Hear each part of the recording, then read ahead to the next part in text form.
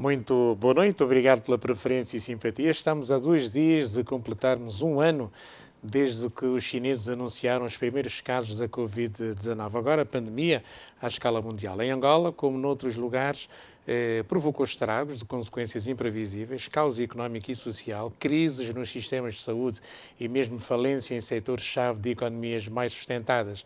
Os governos de países ricos e pobres forçaram ajustes e reajustes para equilibrar contas e despesas. Mercados e famílias vencidas por uma doença que, no entanto, despertou também para novas realidades e novos normais à escala planetária. A Covid-19 tem também gerado discussões, debates nos meios tradicionais e não tradicionais no que ao jornalismo diz respeito e também nas redes sociais, que para muitos é espaço para o jornalismo cidadão ou de qualquer cidadão ditar a sua pauta noticiosa ou uma reflexão. Em Angola, interroga o jornalista Reginaldo Silva, a pandemia continua dentro de momentos ou já acabou? A ter em conta a estatística oficial, enfatiza Reginaldo Silva, a situação é no mínimo confusa do ponto de vista epidemiológico. Mas Reginaldo Silva coloca ênfase também na narrativa do médico nefrologista Matadi Daniel, que sustenta que o início do programa de vacinação contra a Covid-19 em todos os continentes, menos em África, veio demonstrar uma realidade fática. Se houvesse uma situação de emergência no mundo para salvar a humanidade, refere Matadi Daniel, os africanos não seriam prioridade, definitivamente e por culpa própria.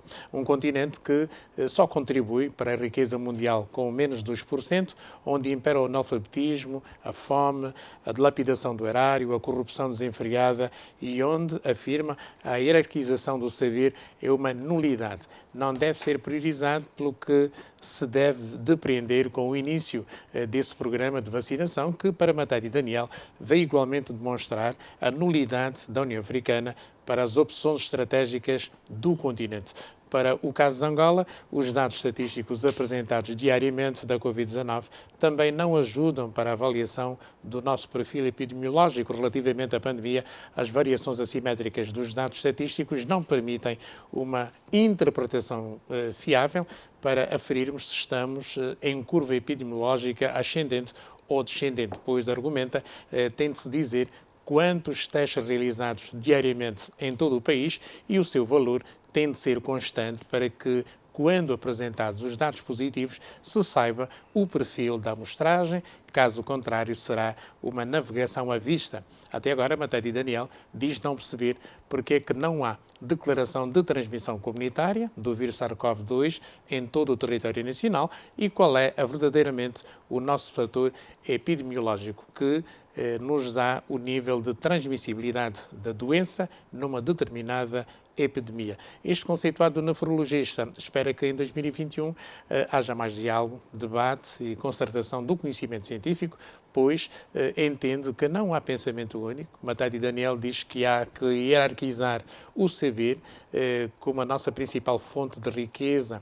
A politização do conhecimento científico, de acordo com Matadi Daniel, tem sido o grande fator para o atraso estrutural do continente africano. Reflexões de um médico respeitado, Matadi Daniel. Aqui nos estúdios eu tenho, no entanto, 3 outros respeitados seguidores de Hipócrates e um economista. O tema é Covid-19, quase um ano depois. Vou começar por convidar a saudar o auditório o Wilson Chimou, que é economista. Muito boa noite, obrigado por ter vindo hoje ao nosso programa. Angelina Fila é médica e epidemiologista. Muito boa noite. Pinto de Sousa é professor, doutor em saúde pública, e Jeremias Agostinho, mestre em saúde pública. Começo pelo Dr. Pinto de Sousa. Esta reflexão do Dr. Matadi Daniel, nefrologista, tem razão de ser? Antes de mais, boa noite a todos. Tanto gostaria de agradecer a Zimbo pelo convite. Gostaria também de cumprimentar o nosso moderador, o Dr. Amílcar, os colegas Obrigado. do painel. Portanto, felicitações a todos aqueles, profissionais da linha da frente, as minhas felicitações e também, a homenagem daqueles que pereceram ao longo desta epidemia. Em relação às afirmações do Dr. Matadi, merecem alguma reflexão. Vou manter exatamente a questão da transmissão comunitária, Portanto, o Dr. Matádio coloca a questão porque é que se não anuncia a transmissão em todo o país. Naturalmente que, portanto, a transmissão obedece, a avaliação da transmissão obedece a alguns critérios epidemiológicos. Eu acredito que as equipas de resposta rápida estarão a fazer esse trabalho e no momento certo irão exatamente avaliar. Portanto, é necessário que se tenham dados, nomeadamente indicadores epidemiológicos, para que se possa tirar rapidamente essas conclusões. Portanto, o número de doentes, de casos novos, tanto por si só, não é argumento suficiente. Portanto, teremos que produzir mais indicadores para que se possa sustentar se é ou não uma evidência científica. Portanto, de qualquer forma, fica a preocupação e, naturalmente, será dado o devido tratamento, o devido momento, com as equipas rápidas. São exatamente essas equipas que têm essa responsabilidade a nível das comissões multissetoriais na província, de fazerem avaliação e, naturalmente, submeter, portanto, a apreciação. Eu penso que, portanto, a colocação do Dr. Matádio, portanto, merece alguma reflexão. E a minha reflexão vai nesse sentido, de que se produzam indicadores que, exatamente, validem ou não, portanto, a afirmação do Dr. Matádio. É verdade que realmente, fora de Luanda, temos tido um aumento do número de casos, mas só isto não é suficiente. Portanto, temos de trabalhar com evidências científicas. Obrigado, doutora Jeremias Agostinho, pelo seu comentário. Nós começamos por, hoje, em redes sociais, ver algumas reflexões à volta da Covid-19 no nosso país e encontramos uma partilha, digamos, de ideias entre dois profissionais de campos diferentes, Reginaldo Silva, jornalista, e Matádio Daniel, médico nefrologista, que faziam reflexões à volta de como está a ser encarado, digamos, a Covid-19 no nosso país. Bem, boa noite, Amílcar, boa noite também extensivo aos colegas de painel e a todos os telespectadores. É uma reflexão claramente apresentada pelo Dr. Matádio, que é uma pessoa que tem acompanhado a nível do nosso país também a evolução da Covid-19. Já tivemos a possibilidade de algumas vezes transmitir um parecer também, segundo o qual a forma brusca, em primeiro lugar, o Dr. Matádio faz essa reflexão, a forma brusca como nós fomos tendo a redução do número de casos a nível do nosso país, claramente que merece uma reflexão. Mas também não podemos nos esquecer que a redução do número de casos não é uma redução, é uma redução que pode ser verificada no âmbito nacional. Porque se nós formos avaliando especificamente cada uma das províncias como está a ser a evolução da doença, nós conseguimos notar com uma certa facilidade que algumas doenças vão apresentando um aumento bastante significativo do número de casos, isto à medida que as semanas epidemiológicas vão passando. Relativamente à questão da transmissão comunitária, aqui, se calhar, teríamos de realçar um pouquinho o que a própria Organização Mundial da Saúde considera como sendo a transmissão comunitária. Não podemos deixar de esquecer que a transmissão da Covid-19 ela é primeiramente importada. É uma doença que os cidadãos adquirem a partir de outras pessoas que, em função de ser um vírus com características novas, que foi descoberto num determinado local, no caso na China, e a partir daí espalhou-se para quase todo o mundo, ela tem esse caráter de ser importado. É a primeira via de transmissão. Depois de ser importado um primeiro caso num país, nós temos em seguida a transmissão local, onde as pessoas que entram para o país com a infecção, depois vão passando para outras pessoas com quem coabitam, com quem partilham. E depois da transmissão local, nós temos a transmissão em grupo. Numa determinada província, numa determinada região, vão surgindo pequenos grupos que vão disseminando a infecção em si. Depois temos aqueles casos em que fica já extremamente difícil ou quase impossível identificar qual terá sido a origem da infecção. Nós temos um cidadão que não consegue identificar por si só onde terá adquirido a infecção. Ele não tem a mínima noção, porque partilha várias vezes contacto com outras pessoas que nunca referiram ter a doença.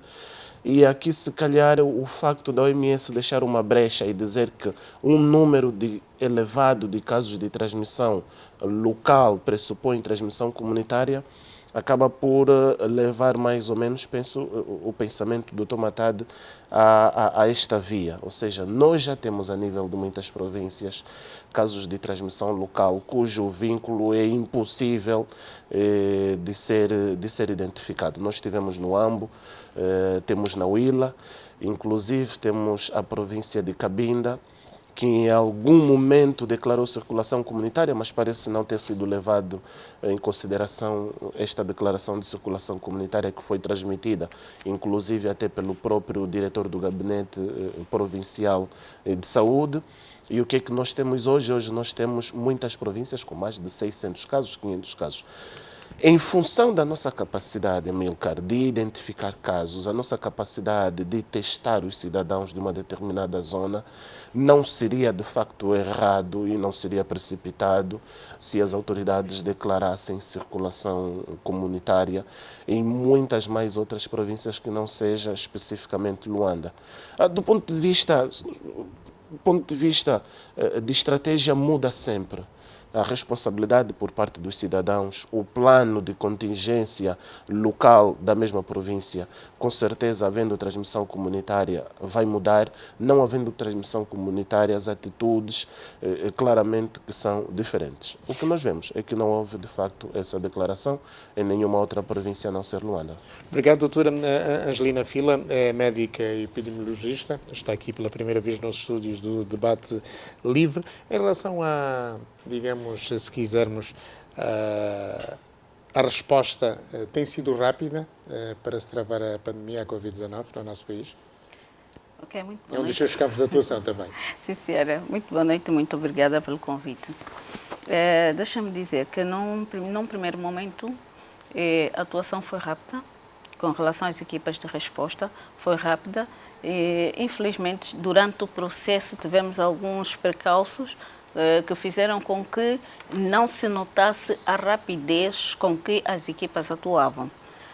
Porque, vejamos, no início da pandemia, havia um desconhecimento quase que total da maioria, parte dos profissionais de saúde, onde havia aquela gestão demorada do atendimento dos casos, porque as equipas de resposta rápida atuavam tão logo fossem notificadas e faziam, então, a retirada do cidadão da comunidade, levando para uma unidade hospitalar. Todas as unidades hospitalares foram orientadas no sentido de ter uma sala para responder aos casos de Covid, suspeitos de Covid. Então, as equipas retiravam o cidadão da comunidade, levavam para a unidade hospitalar, onde muitas das vezes levávamos 3 a 4 horas para sermos atendidos. As equipas ficavam 4 horas debaixo daquele uniforme, numa ambulância com o paciente ali, e tinha aquele processo moroso para receberem o paciente. Logo, isso não se fazia perceber a rapidez com que as equipas atuavam. Mas, ao longo do processo, as pessoas foram familiarizando-se com o problema do Covid, foram aprendendo e até aqui nós já conseguimos dizer que sim, que nós fomos rápidos. Exatamente. As equipas multidisciplinares. Deixa-me dizer que na constituição dessas equipas temos 1 ou 2 epidemiologistas, temos um médico, temos um técnico de laboratório, temos um motorista, temos um psicólogo. É uma equipa multidisciplinar, dependendo da área de atuação. Então, nós integramos na equipa o especialista a que nós desejamos para o trabalho naquele momento. Obrigado. Wilson Chimoco, o que é que a economia tem aprendido com a Covid-19? A economia já não estava bem antes da pandemia. Como é que tem sido agora esta projeção da nossa economia em função desta crise pandémica? De uma forma genérica, boa noite já agora aos telespectadores e aos colegas de painel. Da adaptação. Estamos a nos adaptar a tudo, aos novos processos, novos procedimentos. E para aquilo que é a nossa realidade, né, para aquilo que é o nosso historial, infelizmente nos últimos tempos a nossa economia já não vem tendo um desempenho positivo, isso desde 2008 pelo menos, segundo os relatórios do Centro de Estudo e Investigação Científica da Universidade Católica de Angola, que em 2014, efetivamente, com a queda do preço do barril de petróleo, as coisas só acentuaram-se, né? E em 2020, o ano em que nos encontramos com a Covid-19, mais do que efetivamente sentirmos o efeito da Covid-19 naquilo que é o desempenho da economia, o preocupante hoje são as desigualdades que a Covid-19 está a produzir na nossa economia. Porque pobreza, infelizmente, nesses anos de retração da economia, o país já tem registrado taxas de pobreza elevadas. O Banco Mundial, por exemplo, aponta que para 2019 tínhamos uma taxa de pobreza de 53%, ou seja, 53% da população em Angola, que vive em Angola, vive com menos de 1,9 dólares por dia, que é a taxa internacionalmente aceita. E para 2020, essa taxa pode subir para perto mais de 56%. Mas isso é de menos, porque quando visto na perspectiva das desigualdades, as coisas que são muito mais gravosas. Porque o que se estima para este ano, por exemplo, é que mais de 1,5 milhões de angolanos que vão entrar para a taxa de pobreza, mas o nível de desigualdade de rendimento entre famílias ou entre pessoas do sexo masculino e do sexo feminino vão alargar-se de forma muito acentuada, tudo porque a forma de trabalho hoje mais no teletrabalho, mais digital, tem estado a penalizar muito o género feminino em detrimento do masculino. Então, a preocupação hoje com a Covid-19 e as principais consequências que a Covid-19 vai trazer ou está a produzir na nossa economia são as desigualdades. Muita gente que não tem rendimento, que não tem um posto de trabalho fixo, que depende da atividade informal da nossa economia para sobreviver, são pessoas que estão a ser muito mais penalizadas em detrimento de pessoas que têm um posto de trabalho fixo, que têm um rendimento assegurado, que têm, por exemplo, o seu trabalho assegurado no Instituto Nacional de Segurança Social, que é um dos elementos fundamentais para dar essa segurança aos próprios trabalhadores, o que muitos de nós, infelizmente, não temos. E tudo isso é o que hoje está a preocupar mais, muito mais a própria sociedade, a própria economia, do que, efetivamente, a desaceleração que vamos ter mais uma vez em 2020. Obrigado, Wilson Chimoco. Agora vamos olhar outra vez para os médicos. Eu vou começar com o professor Pinto de Sousa para o primeiro gráfico que nos traz sobre a evolução pandémica no nosso país. Vamos começar pelos antecedentes? Podemos começar pelos antecedentes, tanto fazendo um pouco de história, não é? Portanto, nós temos aqui que em dezembro, mas dia 31 de dezembro, portanto, o novo vírus foi exatamente identificado, portanto, em Wuhan, na China. A OMS, em janeiro, declara estado de emergência pública de preocupação internacional e, em março de 2020, portanto, pandemia global. Portanto, a Covid espalhou-se, afetando 220 países e territórios em todo o mundo. Portanto, no dia 21 de março de 2020, tivemos exatamente os primeiros casos registrados em Angola. Portanto, há uma sequência da expansão e da transmissibilidade deste vírus. Slide a seguir. Portanto, os objetivos de resposta à pandemia no país foi justamente reduzir ao mínimo o risco de propagação e magnitude da pandemia, e reduzir o impacto negativo da Covid na saúde da população, principalmente na esfera económica e social, que o doutor aqui muito bem sublinhou. Ou seja, o país teve a oportunidade de viver dois momentos, tanto o estado de emergência, no sentido de conter a pandemia e organizar o serviço de saúde. Portanto, é uma situação nova, aliás, foi nova para todos os países. E foi assim que foi possível, portanto, naquele primeiro momento, no estado de emergência, portanto, era necessário conter a transmissão e, naturalmente, reorganizar os serviços para este. Foram feitos, como sabemos, investimentos, tanto na parte, portanto, hospitalar, portanto, em termos de laboratório, recursos humanos. Aqui é um aspecto importante que nós temos aí, que são exatamente os 8 pilares que compõem o plano de contingência. O primeiro grande pilar é a coordenação e planeamento estratégico. Eu peço desculpas, o slide está muito fusco. O segundo grande pilar é a comunicação de risco e mobilização social. Eu devo dizer que aqui nós estivemos muito bem, houve uma grande mobilização com o envolvimento dos órgãos de comunicação e não só. Portanto, a questão da vigilância epidemiológica e a equipa de resposta rápida à investigação de casos, portanto, também foi rapidamente, criada essas equipes. Houve uma atenção particular aos pontos de entrada, porque essa epidemia, como a pandemia, como sabem, acompanha a mobilidade das pessoas. Ou seja, portanto, havia necessidade de haver um maior, controle a nível dos pontos de entrada. A rede de laboratórios é fundamental e, portanto, é uma demonstração clara que aí houve ganhos, também foi necessário reorganizar nesse sentido, descentralizando a rede de laboratórios.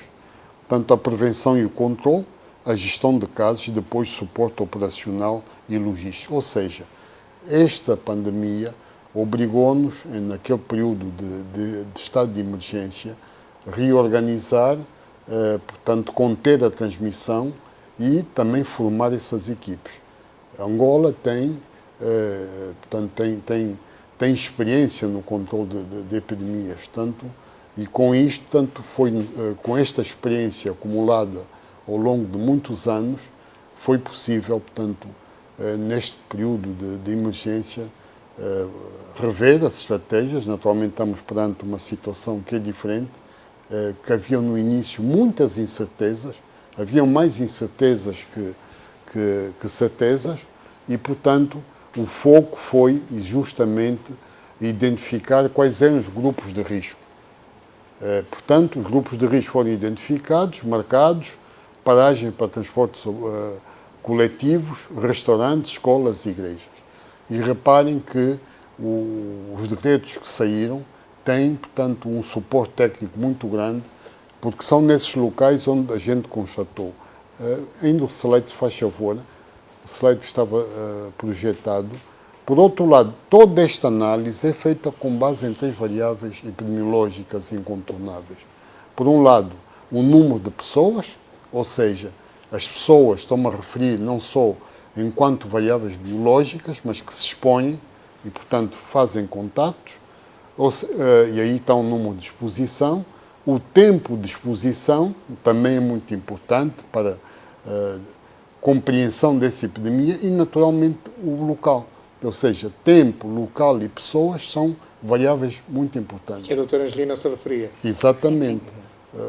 Por outro lado, nós podemos fazer análise com base em 3 dimensões de variáveis. Há a variável no nível individual, no nível particular e no nível geral. Portanto, isto depois repercute em função da dinâmica da pandemia naquilo que é o comportamento da população, ou seja, aquilo que, perante factos novos, há necessidade da população mudar hábitos, não é? E isto repercute na curva epidemiológica, que muitas vezes falamos, mas também a nível da pressão dos hospitais, a nível dos profissionais, e com base nesta análise são elaborados os decretos presidenciais. Ou seja, há um suporte muito técnico, não é, e que são adaptados em função do contexto. Ou seja, a pandemia tem uma característica que muda, e este vírus muda periodicamente, aquilo que eu chamo de dinâmica.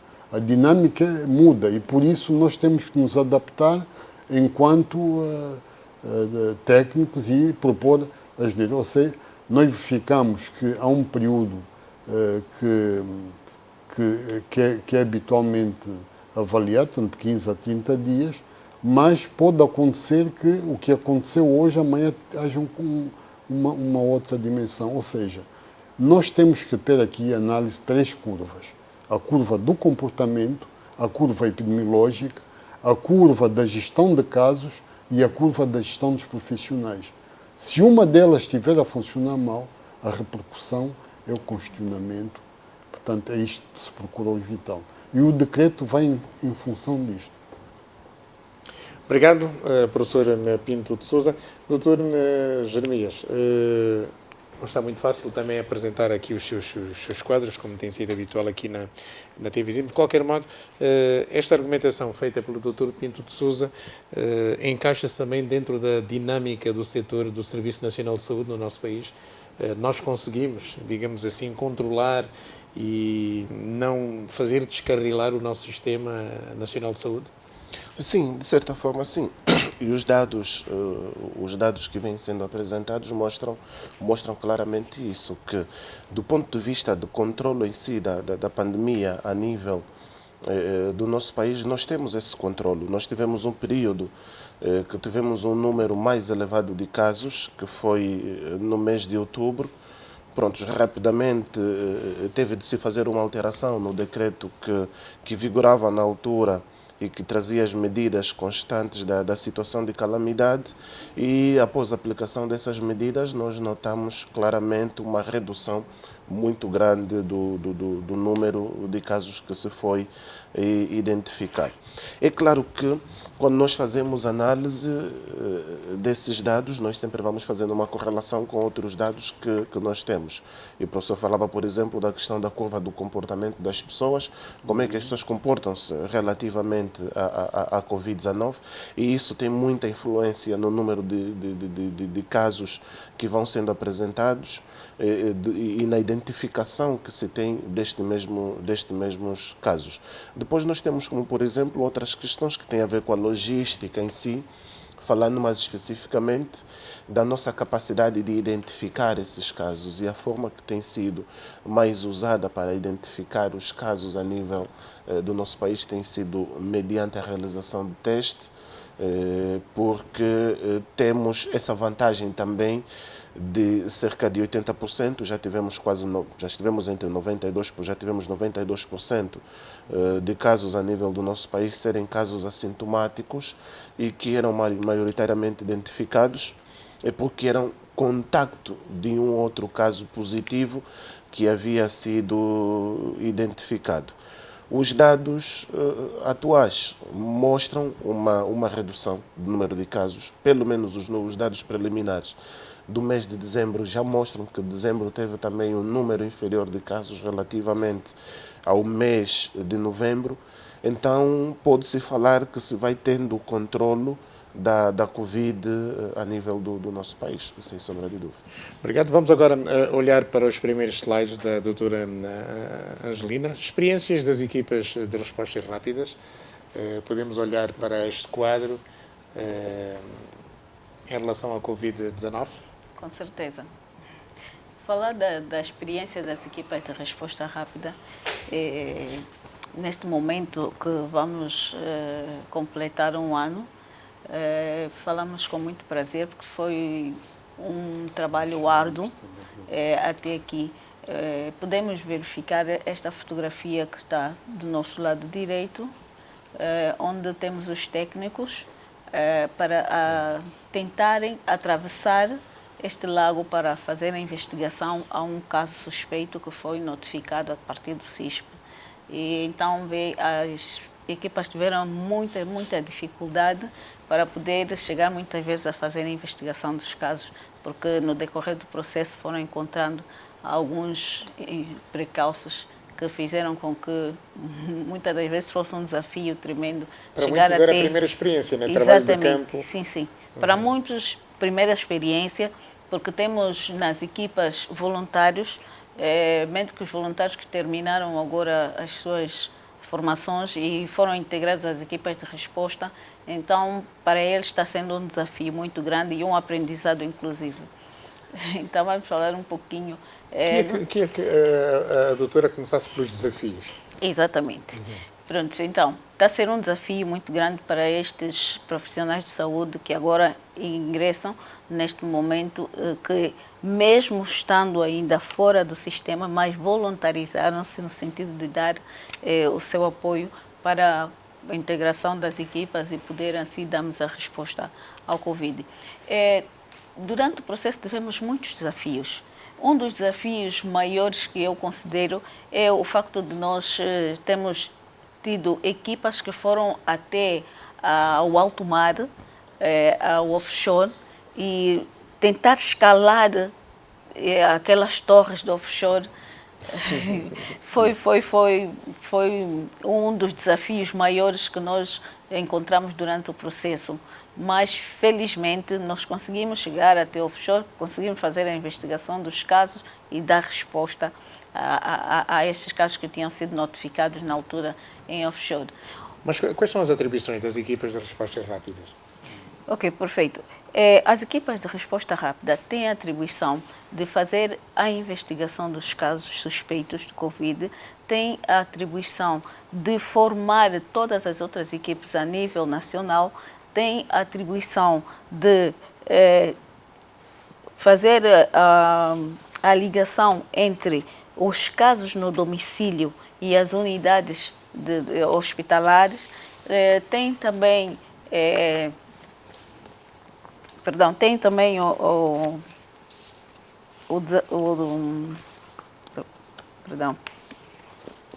perdi a palavra. Eu falava das atribuições? Exatamente.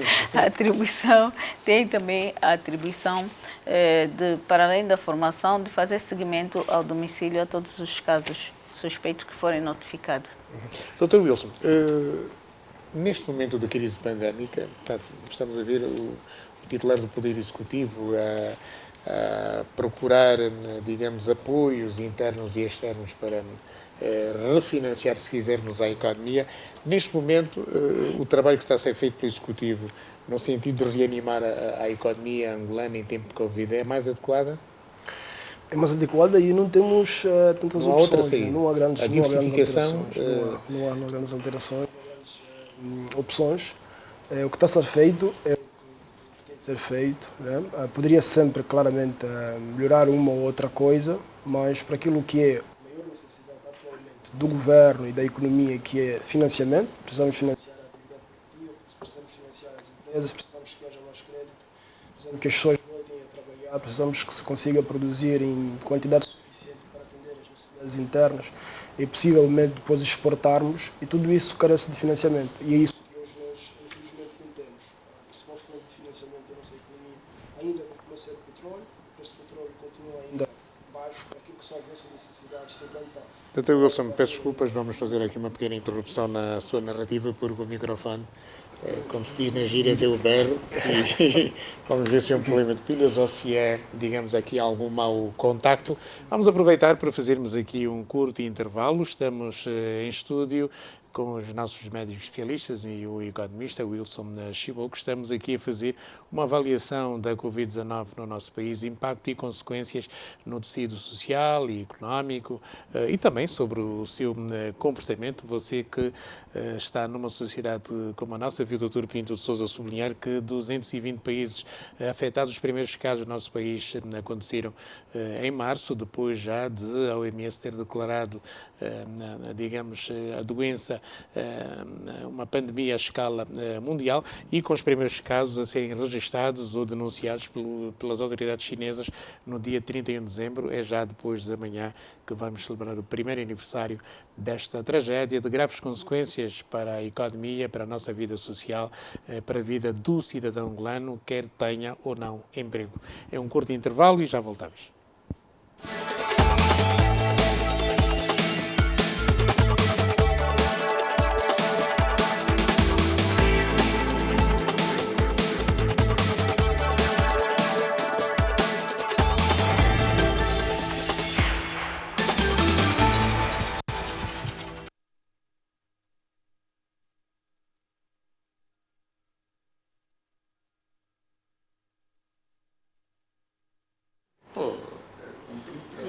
Já esteve mal, mas nessa altura está melhor. Está a controlar? Sim, está sim.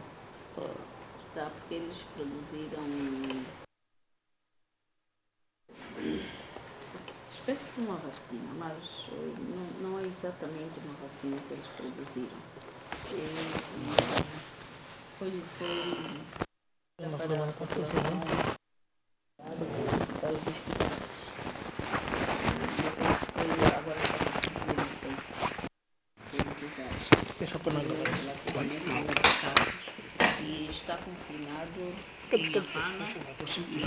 Trocar de pé.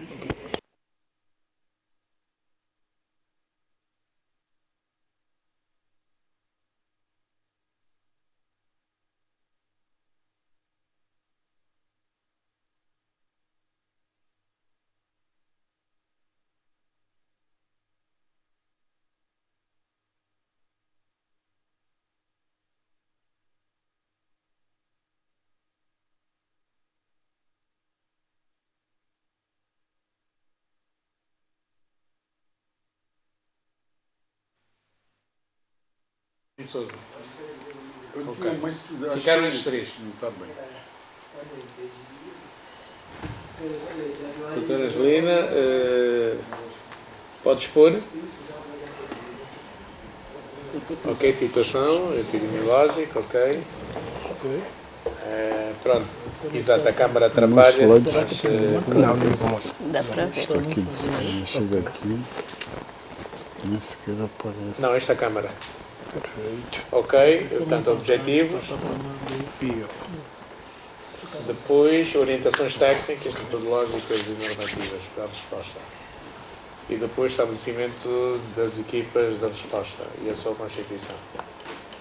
Ok, está bem. Obrigado. Que horas são? A nossa saída é... Aqui é ver os níveis. Não é antes? Isto como é muito para Ok, slides. está bem.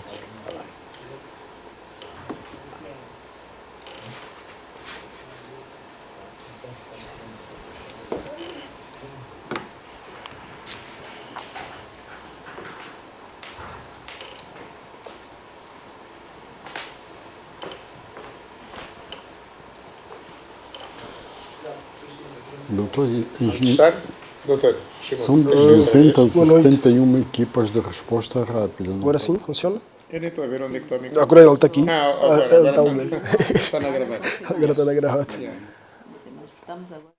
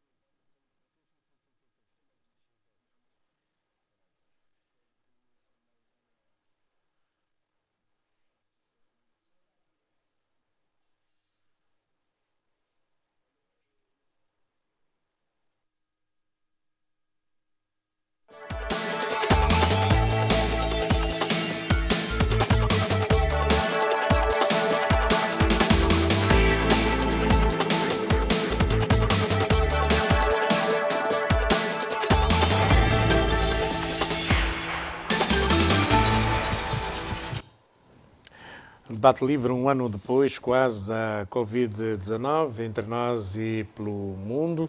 Estamos hoje aqui nos estúdios a fazer uma avaliação do impacto desta pandemia no nosso país, causas, consequências, impacto na nossa vida social, na nossa vida económica, particularmente. Muitos angolanos perderam o emprego, outros viram os seus empregos transformarem-se em precariedade e outros ainda não sabem como é que será o ano de 2021. Estava no uso da palavra o Wilson Chimoco, na altura em que houve uma falha no seu microfone, mas estava a falar, digamos, do impacto da doença na nossa economia e também na vida de cada um dos angolanos.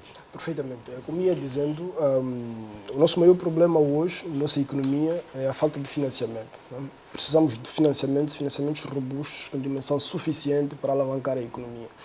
O governo, que tem sido o grande estofo para esse investimento, infelizmente perdeu a sua principal fonte de financiamento das despesas, que é a produção e o preço do petróleo, que tem vindo a reduzir nos últimos tempos. A solução que se está a encontrar agora é procurar novas fontes de financiamento ou procurar o máximo possível reduzir os encargos financeiros com dívida pública que o governo tem hoje, de modo a abrir espaço a que aquele montante que possivelmente deveria ser alocado para pagar as dívidas possa ser realocado para financiar a atividade econômica. Enquanto isso não se conseguir, enquanto isso não for efetivo, dificilmente a economia vai voltar a crescer, porque há aqui uma noção clara que se estuda, que se passa pelos manuais, em termos teóricos, de que quando não existirem investimentos, dificilmente haverá crescimento. E enquanto não existir crescimento, dificilmente haverá empregos, novos empregos na economia. E se não existirem empregos na economia, as famílias não terão rendimentos para fazer os seus consumos, os seus gastos, e a economia vai andando nesse ciclo vicioso de contração em contração. Então aqui o foco do governo e o foco das próprias empresas é ir atrás desses financiamentos, é ir atrás dos bancos, que os bancos, se puderem disponibilizar financiamento, crédito à economia, com condições favoráveis, que garantam que as empresas consigam produzir e depois consigam reembolsar esses créditos em condições favoráveis. E esse é o desafio e devemos nos concentrar ainda nisso, né?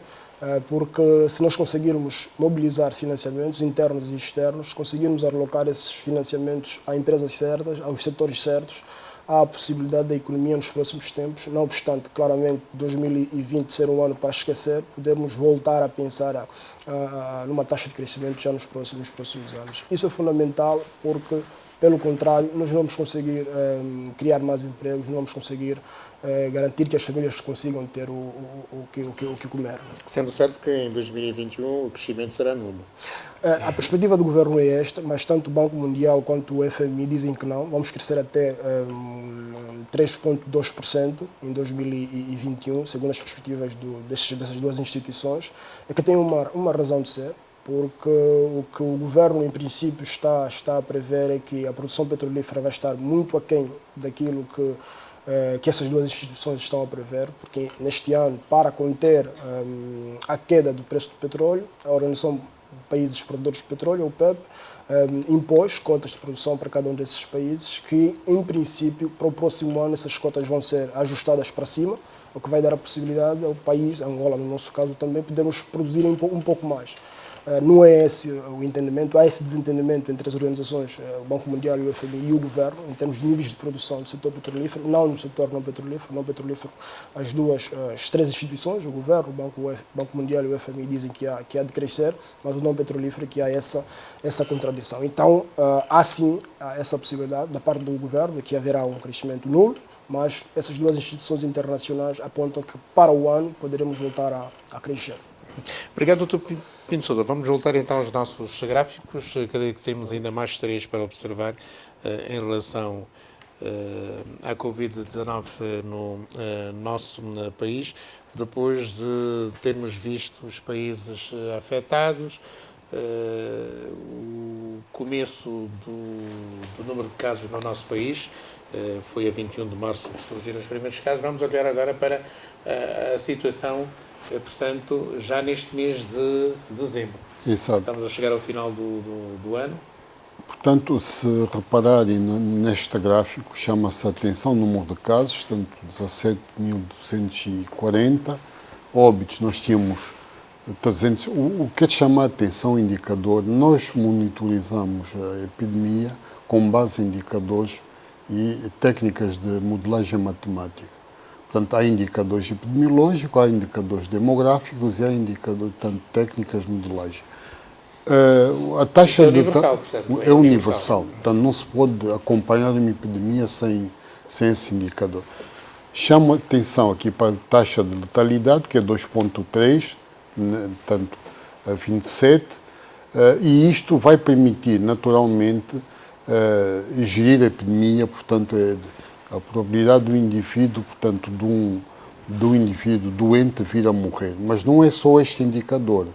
Há outros indicadores, que é a taxa de crescimento e a taxa de transmissão, que, portanto, que depois vamos falar mais à frente.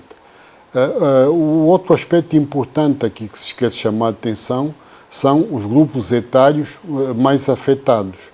Portanto, 30, 54, 65%, e a maior taxa de mortalidade foi em 65 anos. Se nós olharmos para o gráfico, verificamos que os grupos mais idosos têm, naturalmente, uma mortalidade elevada, até porque muitos deles têm comorbidade. E isto, Luanda tem 74% dos casos. Isto porquê? Porque é que nós estamos a falar isto porque isso depois vai ditar regras quando se faz o plano de vacinação. É com base nesses indicadores. O outro aspecto, indo no slide, é, portanto, que interessante, por favor, aquele slide, é naturalmente, portanto, se nós não fizermos essa modelagem e não olharmos para as 4 curvas de modelagem, o que é que pode acontecer é justamente serviço, portanto, colapsar. Neste caso, o que se fez foi evitar que o serviço colapsasse. Portanto, o número de pessoal de saúde afetado naquela data eram de 760. Por isso é que eu fiz aquele apelo. Portanto, realmente, quem está na linha da frente foi considerado prioritário, justamente também são os indicadores. Ou seja, nós vimos, professor, que em países evoluídos, Estados Unidos, Brasil, portanto, a rede colapsou. Portanto, vimos serviços praticamente a recorrerem já às emergências e exato. Estamos a falar de sociedades muito evoluídas, desenvolvidas e com sistemas de saúde muito sólidos. Justamente. Portanto, é um bocado delicado falar dos outros, mas do meu ponto de vista, colapsou porque houve muitas indecisões. As medidas de saúde pública, se não forem aplicadas no momento certo, mesmo que depois tenham efeito, já não são, os resultados são diferentes. Saúde pública siga a ciência da antecipação. E existem medidas que são médicas e medidas não médicas. As medidas não médicas têm a ver, às vezes, com os determinantes. Ou seja, se nós nos atrasarmos a instalar uma determinada medida, portanto, uma decisão, os resultados são catastróficos. É que vai, aquela curva do comportamento afeta o número de casos, afeta o número de óbitos, vai levar ao colapso do serviço de saúde e à exaustão dos profissionais. Portanto, aqui temos outra curva, que é uma curva que mostra claramente que no estado de emergência houve uma contenção, porque era necessário fazer-se isso, para se reorganizar o serviço. E depois, nos casos de calamidade, naturalmente que a curva teve um aumento, atingiu o pico e depois, novamente, vem decaindo em função até, portanto, de vários fatores, podemos falar mais à frente. Um dos fatores são exatamente as medidas que foram adotadas, nomeadamente as medidas de biossegurança que estão plasmadas nos vários decretos. A outra questão é a questão de que nós temos um país com muitos assintomáticos e, portanto, os assintomáticos, felizmente, não é? Esses assintomáticos, muito embora transmitam, a taxa de transmissão não é muito elevada. E eles já ganharam, durante esse tempo, a chamada imunidade natural. A imunidade natural leva mais tempo a instalar-se, mas quando se instala, portanto, tem os seus efeitos. Portanto, por isso é que às vezes surge a imunidade, a vacina, porque esta imunidade acaba por se instalar e é robusta. Está demonstrado, dá uma imunidade de cerca de 6 meses. Portanto, nós ganhamos tempo com isto e provavelmente também seja um dos fatores que esteja tanto numa das explicações que nós temos aí no gráfico. Agora vamos para o último quadro, o último slide, professor. Este aqui demonstra aquilo que eu chamo a geografia da pandemia. Ou seja, aquela questão que eu falei do espaço, como é que se distribui no nosso território a epidemia. É evidente que a distribuição não pode ser igual. Portanto, a epidemia instalou-se em momentos diferentes. E aí verificamos que Luanda tem transmissão comunitária e as restantes províncias têm transmissão local e surtos ocasionais. Isto é o curso normal de uma epidemia, porque não se instala tanto um único momento em todo o país. E, novamente, por isso é que temos que ter esses indicadores para avaliarmos o risco de transmissão e contermos. Luanda tem que ser, foi durante esse tempo, está a ser, portanto, o palco de transmissão. E eu costumo dizer que esta pandemia e outras, esta naturalmente, o vírus acompanha as pessoas. Portanto, a mobilidade das pessoas e os centros económicos que, porventura, tanto atraem pessoas E, naturalmente, os centros econômicos, a negócios, favorecem também, portanto, a disseminação. Portanto, não é só um indicador, são vários indicadores econômicos, indicadores demográficos, indicadores... Não podemos ver, fazer abordagem apenas numa única dimensão. Daí a importância da saúde pública enquanto ciência médica e também, portanto, medidas médicas e não médicas. Temos que olhar também depois para outras dimensões. Obrigado, professor Pinto Sousa. Doutor Jeremias, vimos aqui alguns indicadores que poderão ser determinantes para o nosso plano de vacinação, que vai começar em fevereiro. Exatamente. Nós estamos bem nestas etapas que estamos a cumprir? As etapas relacionadas com... Esta sequência que nos vai levar até a vacinação. Claro que a vacinação depende das vacinas, não é? Exatamente. Nós produzimos, temos que aguardar. Exatamente. Estamos a ver alguns países a verem, digamos, o plano de vacinação atrasado porque as vacinas não chegaram a tempo. Uhum. Nós temos um plano de vacinação que eu penso que adequa-se àquilo que é a nossa realidade e, de facto, foi bem traçado. As prioridades foram devidamente definidas. E eu penso que pelo menos o nosso país mostra que quando o assunto é planificar, eu penso que nós não temos qualquer tipo de problemas. Temos uma capacidade de planificar bastante excelente, fazemos boas leis. O problema que muitas vezes se coloca é depois na execução destes projetos que acabam por ser delineados. O plano define claramente, são 20% da população que será testada logo na primeira fase. Esses 20% envolvem estratos devidamente definidos, principalmente aqui a princípio serão testados 95% dos profissionais que se encontram na linha da frente, se assim podemos dizer, que são aquelas pessoas que mais comumente entram em contacto com casos positivos ou pelo menos com casos suspeitos. Ele foi devidamente delineado. O grande desafio será para o nosso país a implementação prática deste projeto de vacinação, porque o número estimado de pessoas que serão vacinadas numa primeira fase está aproximado a 6 milhões de habitantes. É um número bastante elevado, tendo em conta as próprias condições que são necessárias para a vacinação. A informação que temos é que numa primeira fase o nosso país irá beneficiar de vacinas da Pfizer e da BioNTech. É uma vacina que exige condições de armazenamento específicas, como por exemplo a refrigeração a uma temperatura que seja inferior a 70 graus negativos, exige caixas específicas para a conservação dessas vacinas e vai ser preciso garantir isso. Depois, por ser uma vacina que é administrada de forma intramuscular, exige técnica. Fornecimento de energia. Temos problemas de fornecimento de energia. Depois temos a questão até de acesso a determinadas áreas do nosso país. Não temos profissionais em condições que nos possam garantir uma certa tranquilidade, principalmente na execução da técnica específica para a administração da vacina. Então eu penso que, de certa forma, o desafio será mais em si a implementação da estratégia. Vimos o problema que houve e eu penso que se calhar aprendemos muito com a questão da vacinação quando tivemos o surto de febre amarela.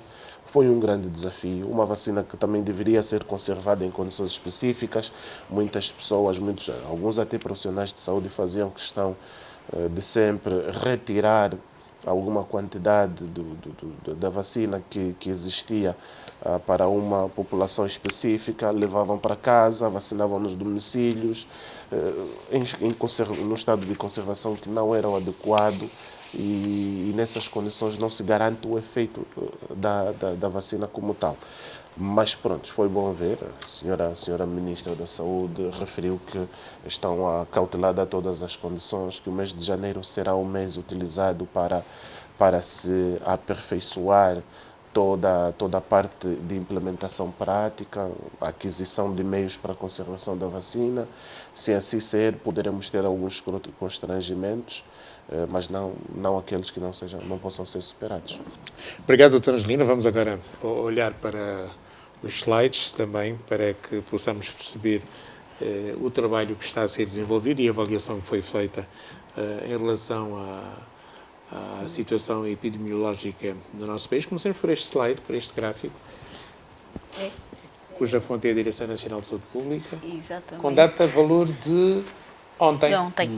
De ontem, exatamente. Dia 28. Dia 28, que tivemos nas últimas 24 horas 4 óbitos. Que infelizmente mais 4 cidadãos pereceram. Mas deixa dizer que temos então, até o dia de ontem, tínhamos um total de 17.296 casos confirmados, com 6.572 casos ativos. Nas últimas 24 horas tivemos 56 casos. E temos um total de 10.321 casos recuperados. E nas últimas 24 horas tivemos 67 casos casos recuperados nas últimas 24 horas. Este é um quadro que se desenha positivo para nós, porque estamos a ter um número satisfatório de recuperados. Infelizmente continuamos a ter mortos, mas acredito que estamos num momento de caída para a epidemia. Os objetivos que nós trouxemos, fundamentalmente para as equipas de resposta rápida, é de monitorar as tendências do Covid a nível nacional, determinar rapidamente os novos casos, estabelecer medidas de prevenção e controle, fornecer informação epidemiológica para a realização da avaliação de risco a todos os níveis e fornecer informação epidemiológica para orientar as medidas de preparação da resposta. Monitorar também e descrever o padrão da morbilidade e da mortalidade por Covid, realizar a comunicação oportuna e transparente da situação epidemiológica que até aqui temos estado a realizar. Estes são os objetivos específicos. Em termos de laboratórios, como é que nós estamos? Em termos de laboratório, estamos muito melhor. Já tivemos muitas dificuldades durante o processo, mas hoje estamos muito melhor porque temos uma rede de distribuição de laboratórios que já está minimamente a dar a resposta necessária. Anteriormente, nós, para termos um resultado, levávamos por aí 7, 8, 9 dias. Hoje temos o resultado em 2 dias, então isso já satisfaz as equipas de resposta, porque conseguimos atempadamente também dar resposta aos nossos utentes. Acredito que é uma mais-valia, é um ganho que tivemos até aqui, a melhora da resposta do laboratório. Há respostas para a questão que o Dr. Pinto de Sousa colocou, sublinhando que vamos ler o país dos assintomáticos? Por que alguma razão? Provavelmente, portanto, nós temos uma pirâmide jovem. Nossa pirâmide é jovem, portanto, maioritariamente jovem. E, portanto, a idade é um fator, portanto, que pode influenciar tanto na determinação do surgimento de assintomáticos e não. Eu penso que a idade é um dos fatores que devemos ter em conta, muito importante. E, por outro lado, nós temos, aliás, nós já tivemos várias epidemias, pode haver aí algum fator imunitário também, não é? Devido ao passado, tanto as epidemias que tivemos e as doenças endêmicas também estejam influindo. Mas eu penso que a idade deve ser o fator mais importante. Se olharmos, por exemplo, para outros continentes, não tem assim tantos assintomáticos. Nós temos, tanto o continente africano, pelas características demográficas, não é? Nossa pirâmide é jovem, as outras pirâmides ou estão velhas ou estão a envelhecer. Naturalmente que, em função da idade, portanto, há menos imunidade. Quero comentar, para Jeremias. Sim, de certa forma, sim. Se nós observarmos, os dados mostram, e esta é a parte boa que, de facto, o continente possui. Em cada 100 africanos, 77 possuem menos de 25 anos de idade. Esse é um bom dado. Se nós formos para os demais continentes, como por exemplo para a Europa, nós vamos encontrar um dado completamente contrário ao que o continente africano possui, ou seja, a maior parte da população do continente europeu, a título de exemplo, possui mais de 60 anos de idade. Isso tem uma explicação. A explicação é em si a qualidade de vida que se tem em determinadas regiões. Em África, em função de todos os problemas que nós temos, o déficit nos serviços de saúde, a situação econômica do continente influencia muito na qualidade de vida do indivíduo e faz com que a nossa média de vida, já esteve em 40, por exemplo, e agora está em torno de 50, 60 anos de idade, melhorou, mas ainda assim, dificilmente, ou seja, são poucas as pessoas que conseguem atingir 70, 80 anos de idade. É quase, digamos, como se fosse um milagre em si. Em outras realidades, no continente europeu e partes do continente americano, a situação já é diferente. Com mais facilidade as pessoas atingem essa idade. E nós vemos, e dá para observar, que o coronavírus é um vírus que, quando infecta um indivíduo que já possui alguma debilidade, e à medida que a idade vai aumentando, o sistema de defesa do nosso organismo tem cada vez menos capacidade para o defender, faz com que as pessoas de maior idade desenvolvam formas sintomáticas e formas graves da doença.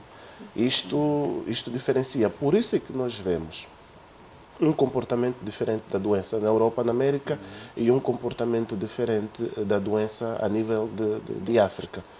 Pronto, depois, nós, infelizmente, são teorias, porque não temos condições suficientes para fazer estudos e detectar previamente, por exemplo, se nós temos uma estirpe do vírus que circula a nível de muitos países do nosso continente, que tenha menos virulência, ou seja, tenha menos capacidade de fazer-nos mal.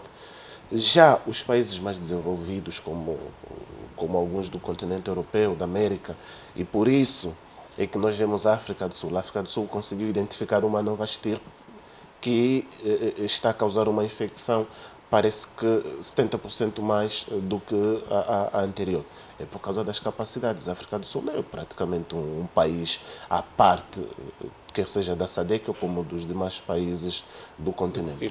Nós e outros países que fazem parte, nós podemos dizer, do nosso campeonato, não temos essas possibilidades, não conseguimos saber se é apenas a questão da idade que está de facto a dar-nos essa tranquilidade em relação à Covid, ou se é a estirpe que tem menos virulência, ou se o facto de nós termos uma população que pelo menos até atingir aos 5 anos de idade recebe muitas vacinas e muita imunidade, de nós entrarmos em contacto no nosso cotidiano com fontes de infecção e o nosso organismo conseguiu criar imunidade, se isso faz com que a infecção seja menos agressiva.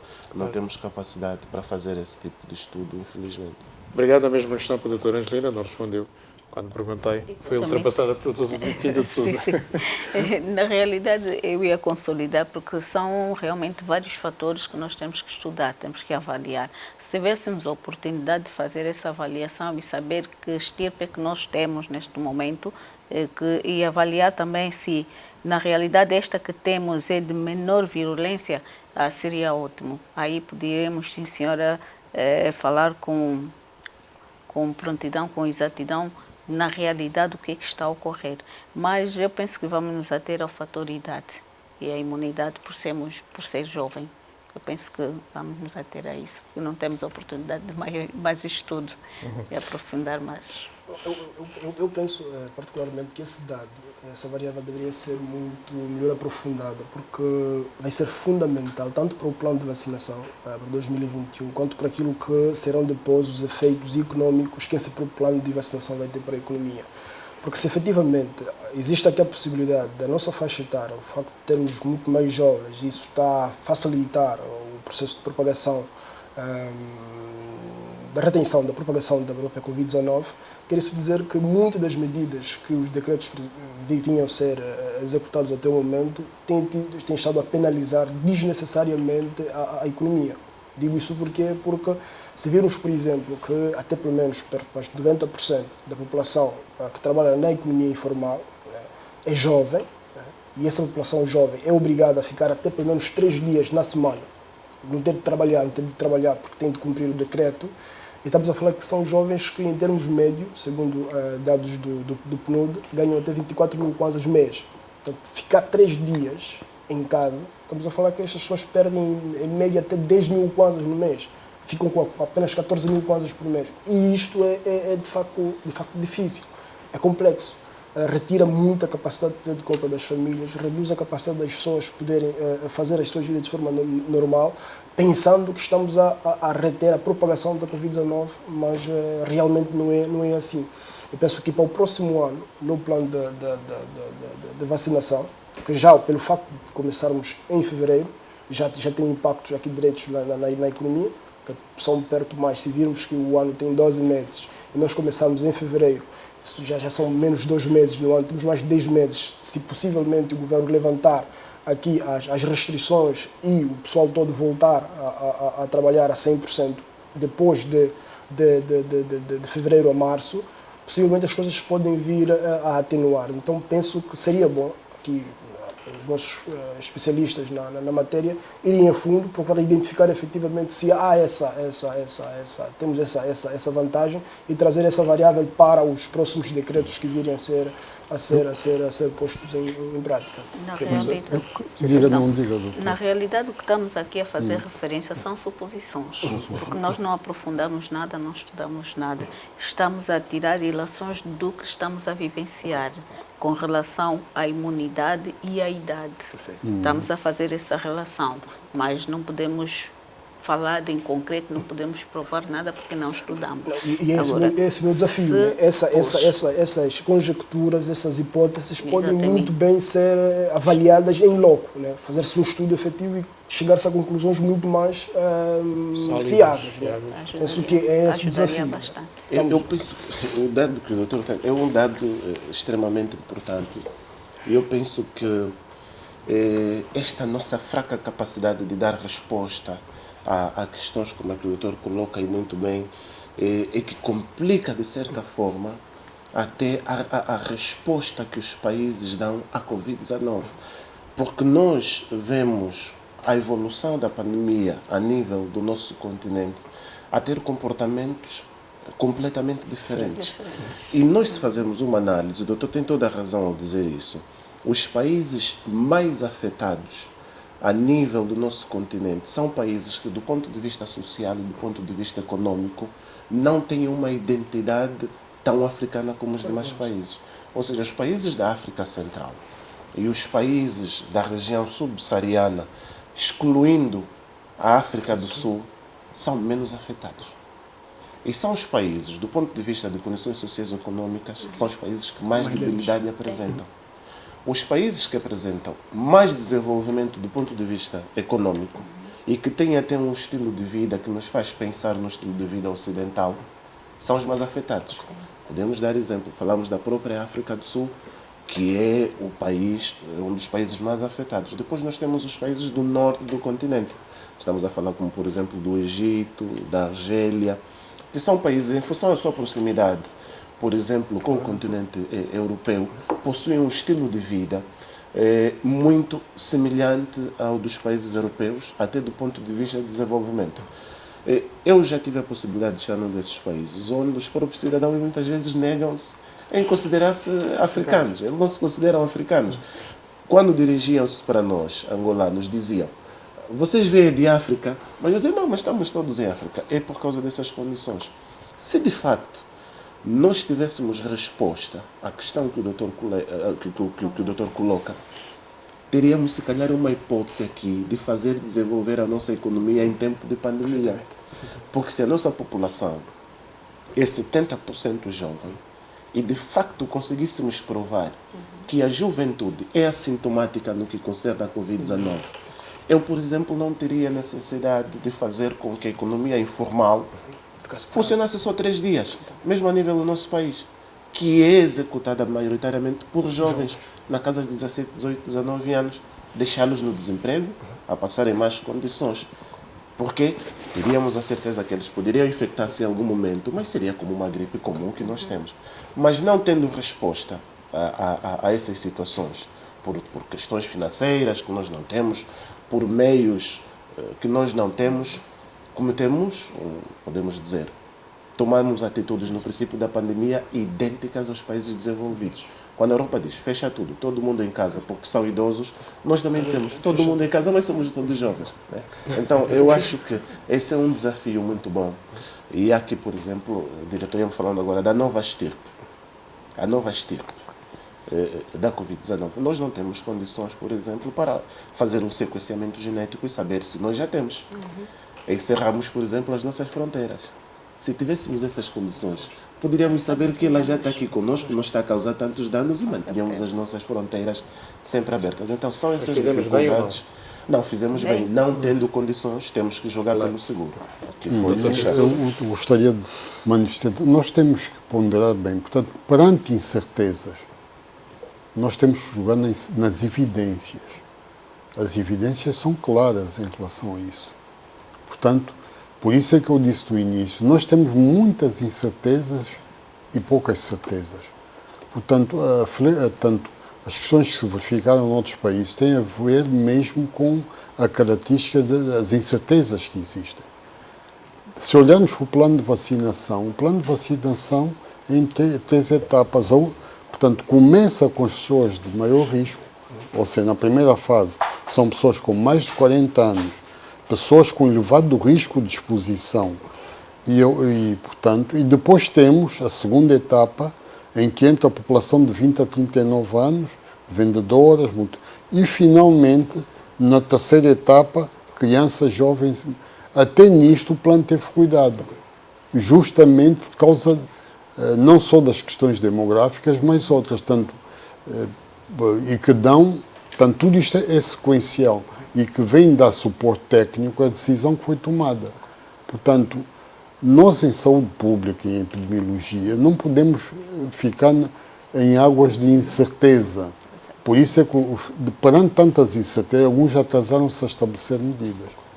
Estamos a lidar com o bem maior que a vida. Portanto, por vezes, um dia pode custar a vida de centenas ou milhares de pessoas. É só olharmos para a estatística. A Europa, por exemplo, não estava habituada a lidar com epidemias deste género. Temos que reconhecer que eles tinham uma experiência. Nós temos essa experiência porque o continente africano, principalmente a área subsaariana, vive em permanente estado de epidemias. E por isso nós, perante os antecedentes históricos, científicos, enfim, nós tivemos que nos antecipar mesmo. Porque, caso contrário, segundo as projeções, o quadro não seria esse. Seria muito pior. E eu acho que devemos destacar esses aspectos. Há outro aspecto que depois talvez vamos discutir mais, ainda não só com os indicadores. Eu queria destacar aqui um aspecto que eu acho que é muito importante, que a doutora coisa, que a epidemia também deu oportunidades. Segundo os indicadores que eu tenho aqui, foram contratados 25.465 profissionais. 15.367 receberam, portanto, formação. Em termos de reforço, nós temos cerca de, reforço no número de camas, com 5.000 camas. Foram construídas 5.000, quer dizer, tudo isto, aquele período, permitiu a gente refletir, portanto, e também, a adaptação dos hospitais, os laboratórios, tudo isto, parece, em tão pouco tempo, é muito trabalho. Nós temos que reconhecer estes factos, porque se não se fizesse isso, nós não teríamos nem capacidade de gestão, não teríamos capacidade de resposta à epidemia. E, portanto, nós não podemos estar aqui com incertezas.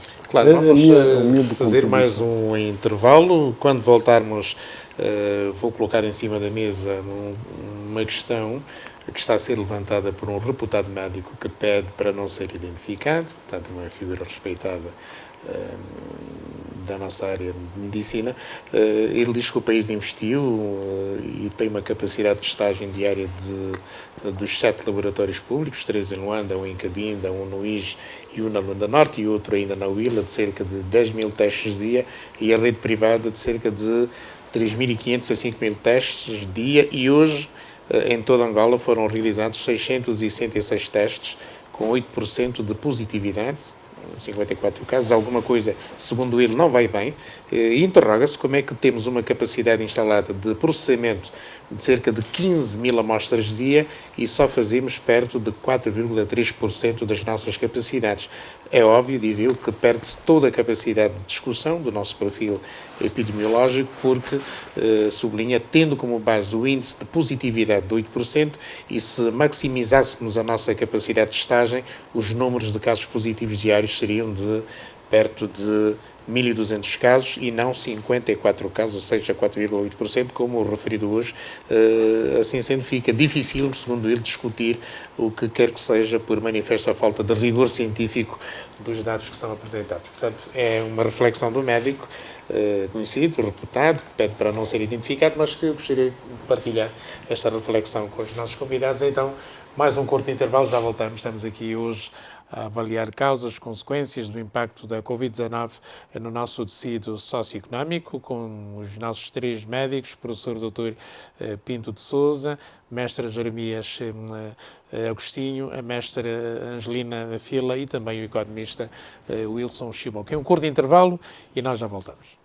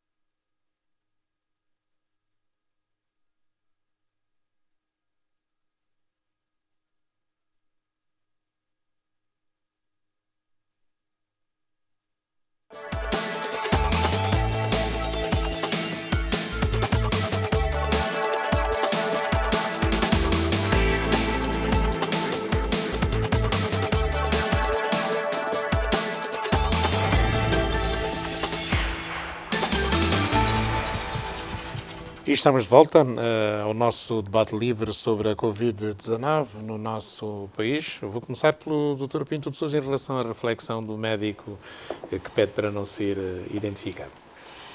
Bom, em relação à capacidade de testagem do país e em relação ao que realmente está a ser feito, eu penso que aí, portanto, nós estamos a testar, portanto, doentes, contactos, tanto grupos de alto risco. Portanto, não se fez nenhuma testagem, também foram testados camionistas, tanto foram testados por amostragem, portanto, pessoas tanto no comércio informal, portanto, e deram esse resultado. Não se fez uma testagem em massa, porque foram os critérios que se utilizaram, não é?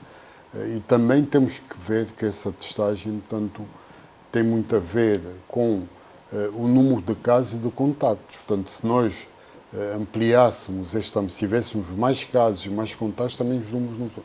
Mas falando em números, nós no início estamos a fazer só de 137 testes. Nós aumentamos ainda não atingimos o teto máximo, mas houve períodos... Mas essa nossa capacidade de testagem é boa? Portanto, poderá aumentar. É aquilo que é em função das prioridades foram. Nós começamos com 187 e hoje temos, tanto, já fizemos cerca de 22 mil, portanto, houve uma tendência ascendente no número de testes. Naturalmente que é provável que hajam, tanto, questões operacionais, tanto que limitem o número de testes, mas, de uma forma já, nós aumentamos. Eu penso que nenhum país fez a testagem em massa, portanto, não se faz isso. Nós temos é que identificar grupos de risco, testar, ver quais são os casos, ver os contactos, e isto tem muito a ver também com a dinâmica que foi evoluindo pelo nosso país, a dinâmica de transmissão. Por exemplo, a África do Sul testou 9 milhões de pessoas, mas tem uma população que ronda, portanto, muito superior à nossa. E eu posso dizer... Está nos 50 milhões. 50 milhões. Bom, testou mais e qual foi o resultado? Também não é pelo facto de nós termos testar muitos que vamos ter resultados positivos. Testaram muitos e o quadro é o que todos nós conhecemos. Tem mais de 1 milhão de infectados. Ora, nem mais. Então, mais nós temos que ponderar bem, porque o facto de nós testarmos muita gente não significa que vamos ter, portanto, menos casos. Por outro lado, nós temos que, aqui é uma questão que é muito importante, é que nós temos que fortalecer a investigação científica. Portanto, a investigação científica faz-se nos centros de investigação, nas universidades e institutos. Portanto, aí é que nós temos que olhar. Nós temos que ter mais produção científica para que, naturalmente, se possam tirar conclusões. Nós sabemos que a nossa produção é muito baixa, não é? E portanto, e até pelo legado histórico que nós temos. Portanto, penso que com esta pandemia, portanto, os centros de pesquisa vão se reorganizar para que tenham maior robustez e, naturalmente, possam fazer. Porque a investigação, existe investimento em investigadores, em equipamentos, em infraestrutura, etc. Leva algum tempo e eu acho que também temos que olhar para esse aspecto, porque estariam a dar mais subsídios e é por aí que nós temos que também avaliar. Dr. Jeremias? Não, claramente. Essa questão ela tem toda uma lógica de ser Estamos a responder ao médico que colocou a questão em cima da mesa. Exatamente. Tem toda a razão, tem toda a lógica. Nós já fizemos, inclusive, questão de apresentar aqui alguns dados que mostravam isso. Desde março, que foi o princípio que nós tivemos os primeiros casos, que há uma correlação muito grande entre o número de testes feitos e o número de casos identificados. Houve sempre uma correlação. Eu posso dizer que, por exemplo, nós tivemos em março 300 testes feitos e identificou-se 7 casos. Em abril, nós passamos para 1.772 testes e identificaram-se 20 casos. Há aqui dados importantes. Por exemplo, em agosto, nós fizemos 22 mil, tínhamos até a altura fizemos 22.923 testes e identificamos 1.506 casos. O mês de outubro, que foi o mês que mais casos nós tivemos, nós fizemos 66.045 testes e identificamos 5.833. Mas há outro dado importante. Em novembro, que foi o mês que nós começamos a reduzir o número de casos, nós tivemos menos testes feitos. Até o dia 28 de dezembro, nós tivemos 69.315 testes feitos e identificamos apenas 2.157. O que esse dado nos traz? Que é uma correlação. Quanto mais testes fizemos, mais casos identificamos. Por isso é que se faz esse questionamento. Depois, a estratégia de combate da OMS, ela diz que os países devem adotar a seguinte estratégia: testar a população, identificar os casos, isolar os positivos e tratá-los. Só que aqui a questão que se coloca é uma questão de estoque, ou seja, como é que nós estamos de capacidade de testes. Nós temos uma capacidade aproximadamente de 13.000 testes, mas até que período de tempo é que nós podemos fazer 13.000 testes dia? Ou seja, se formos fazendo os 13.000 testes dias, até quando é que teremos testes para fazer? Se nós verificarmos que se esgotarmos todas as nossas capacidades, teremos testes até fevereiro apenas, então vamos reduzir a nossa capacidade de teste. Se verificarmos que ao fazer 13.000 testes temos reagentes para fazer teste até 2024, claro que vamos fazendo todos os testes. Não quero acreditar, e fica um pouco difícil acreditar, que esse número reduzido de teste que nós temos é por falta de amostras. Até porque, partindo do princípio que a maior parte dos nossos casos são assintomáticos, quer dizer que eles nunca virão à instituição hospitalar porque não sentem absolutamente nada. Não têm sinais de Covid, mas transmitem. Então o que nós temos de fazer? Temos de ir atrás deles, identificá-los e isolá-los para não transmitirem a outras pessoas. Então, se nós temos capacidade para fazer teste em massa, nós podíamos. O que me faz pensar é que, de facto, o nosso estoque, a nossa capacidade de teste não seja suficiente para fazer testes em massa e os dados que nós temos de mortalidade não justificaria. Só que, para terminar, aí vem outro dado importante. É que, a nível da SADC, nós somos o quarto país que mais teste fez. A nível de África, nós somos o 15º, de um total de 57 países. E a nível do mundo, nós estamos na 110ª posição de um total de 220 países e regiões. Então esse número pode ter alguma evidência, como por exemplo, de um total de 12 países que o Jornal de Expansão trouxe, isto há coisa de um mês, por exemplo, mostrou-nos que o nosso país é o país que tem o teste mais caro. Quer dizer, nós estamos a gastar muitos recursos para poder fazer os testes, e então pode ser que do ponto de vista econômico também não seja viável fazer-se um número de testes elevado. E por que nós podemos chegar a essa conclusão? Porque, por exemplo, no que concerne ao número total de óbitos, vamos supor, estamos a morrer e pode justificar fazer testes. Na SADC, nós somos o segundo país com mais óbitos.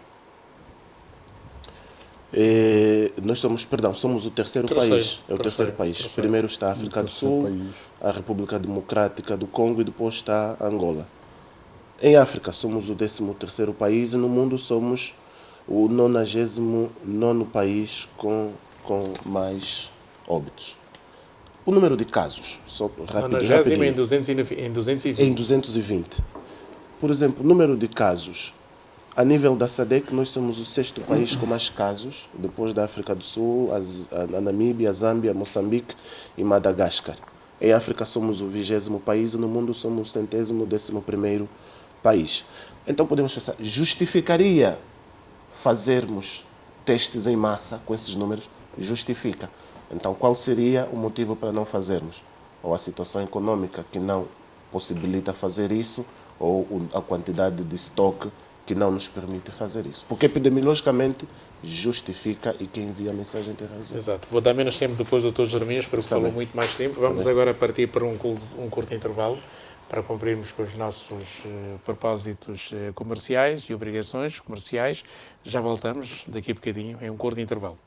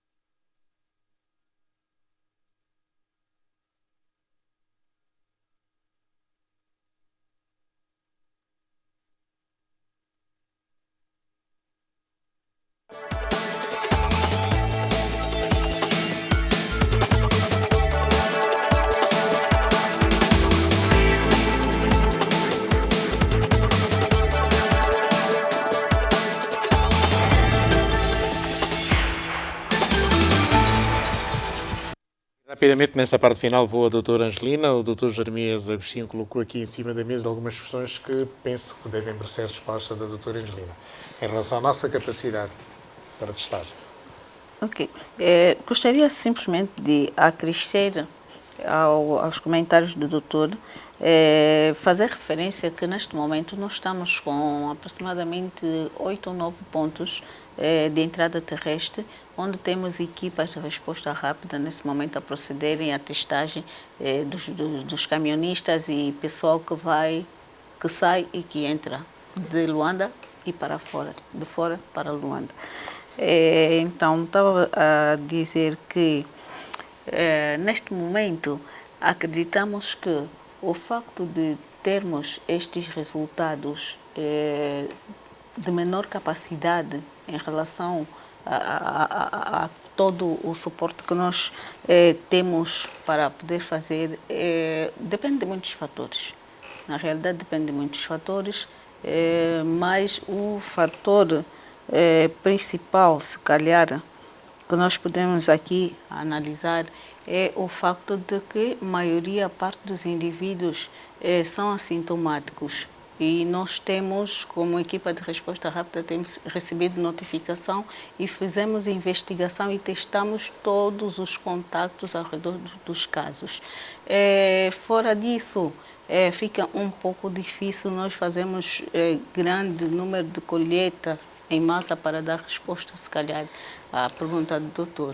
Penso que, em suma, um comentário que se oferece Doutor Wilson, tem 40 segundos para falar sobre o orçamento aprovado para 2021. Há muito pouco para a produção científica. Nós falamos aqui da produção científica, que é necessário produzirmos mais e em bom rigor, mas, ao que parece, não será no próximo ano. Infelizmente, essa é uma realidade que temos de ultrapassar e com uma relativa urgência.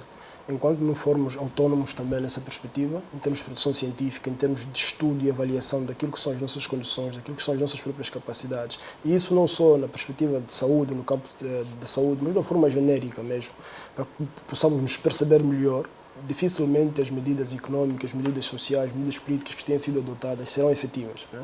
Porque só é efetivo quando identificamos bem o problema. Enquanto os problemas não forem bem identificados, as soluções serão sempre paliativas, serão sempre pontuais e nunca sustentáveis. E para que se possa identificar efetivamente os problemas, tais quais eles são, é importante, é fundamental que se invista muito mais na investigação científica. Professor Pinto de Sousa, para fechar a sua conclusão em relação à produção científica. Continuo tanto a dizer, eu penso que a investigação dos pilares, tanto a investigação em saúde, temos aqui uma oportunidade de fortalecer as nossas instituições com investigadores, com infraestruturas, com equipamentos, porque os desafios são permanentes, e realmente aqui o suporte da investigação e das instituições vocacionadas para a investigação é fundamental para que possamos ter resultados com base na informação que é gerada internamente. E porquê que perdemos muitos médicos por causa da Covid-19? Portanto, os médicos são uma população de risco, estão na frente da linha da frente, estão em contacto direto com doentes, com doentes, e naturalmente o risco de infecção é grande. Portanto, apesar de serem, o instituídas medidas de biossegurança, há sempre um risco permanente. Aquele espaço, o espaço hospitalar, é um espaço por si só altamente, contaminado. E, todas as medidas são poucas e existe sempre este risco de alguém se contaminar. Pelo facto de nós estamos na linha da frente a lidar com doentes em vários estádios de evolução, desde, casos leves até os casos críticos. Dr. Jeremias, Angola é dos países na África subsaariana que mais médicos perdeu depois da África do Sul. Exatamente. E mais de 20. No contexto geral, no que concerne, por exemplo, aos profissionais de saúde, nós temos mais de 700 profissionais que acabaram por infectar-se por causa da Covid-19. Em alguns momentos fomos ouvindo algumas organizações ligadas principalmente à questão do sindicalismo trazerem um pouco à tona a questão dos meios que os médicos e outros profissionais devem usar para protegerem-se enquanto estiverem a lidar com com os pacientes. Havia algumas informações que davam conta que os meios não eram, eles existiam, mas infelizmente não eram em quantidade suficiente que pudesse dar resposta. Por exemplo, uma máscara N95, que é que os profissionais devem usar, e em determinados períodos nós usávamos por 24 horas.